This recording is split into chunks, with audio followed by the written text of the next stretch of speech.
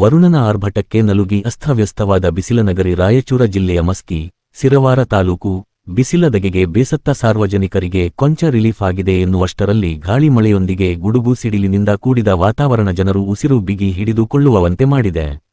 ನಕ್ಷತ್ರ ಚಿಹ್ನೆ ಮಸ್ಕಿ ಬಸ್ ಡಿಪೋನಲ್ಲಿ ಗಾಳಿಯ ರಭಸಕ್ಕೆ ಗೇರ್ನಲ್ಲಿದ್ದ ಬಸ್ ಸ್ಟಾರ್ಟ್ ಆಗಿ ಮುಂದೆ ಹೋಗಿದೆ. ನಕ್ಷತ್ರ ಚಿಹ್ನೆ ಹಿಂದಿನ ಸೀಟ್ನಲ್ಲಿ ಕುಳಿತಿದ್ದ ಡ್ರೈವರ್ ಕಂಡಕ್ಟರ್ ಗಾಡಿಯನ್ನ ಹತೋಟಿಗೆ ತೆಗೆದುಕೊಂಡಿದ್ದಾರೆ. ಸದ್ಯಕ್ಕೆ ಯಾವ ರೀತಿಯ ಪ್ರಾಣಾಪಾಯ ಸಂಭವಿಸಿಲ್ಲ ಅಂತ ತಿಳಿದುಬಂದಿದೆ. ಇನ್ನು ಡಿಪೋದಲ್ಲಿರುವ ಕುಡಿಯುವ ನೀರಿನ ಟ್ಯಾಂಕ್ 100 ಮೀಟರ್ ದೂರ ಬಿದ್ದಿರುವಂಥದ್ದು, ಖಾಲಿ ಬ್ಯಾರಲ್ಗಳೆಲ್ಲ ಡಿಪೋ ತುಂಬಾ ಓಡಾಡಿವೆ.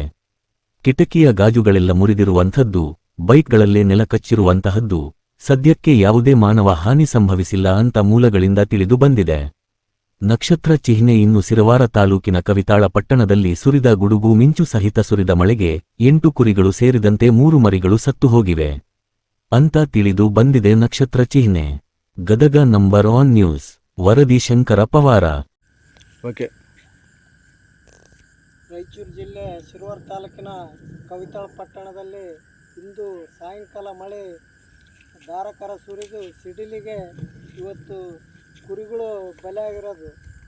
ಇವತ್ತು ಸುಮಾರು ಒಂದು 600 ಕುರಿಗಳನ್ನು ಇಲ್ಲಿ ಗಿಡದ ಚಾಟಿಗೆ ನಿಂದ್ರಕ್ಕೆ ಹೋದಲ್ಲಿ ಸಂದರ್ಭದಲ್ಲಿ ಸುಮಾರು ಒಂದು 10 ಕುರಿಗಳನ್ನು ಅದಕ್ಕೆ ರವಿಗಣ್ಣು ಸತ್ತೋಗಿದ್ದಾವೆ.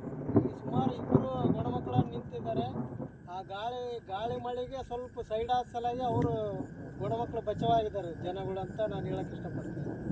ಇವತ್ತು ತಹಸೀಲ್ದಾರ್ ಗಮನಕ್ಕೆ ತಂದು ಇದು ಎಲ್ಲ ಇಡೀ ರಾಜ್ಯದಂತ ಇದ್ರ ಬಗ್ಗೆ ಗಮನ ಹರಿಸ್ಬೇಕಂತೇಳಿ ತಹಸೀಲ್ದಾರಲ್ಲಿ ಮನವಿ ಮಾಡಿಕೊತೀವಿ ನಾವು.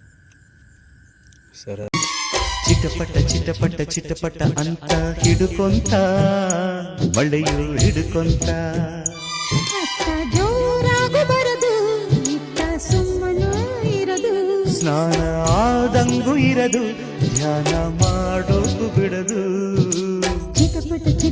ಚಿಟಪಟ ಅಂತ ಹಿಡುಕೊಂತ ಮಳೆಯು ಹಿಡುಕೊಂತ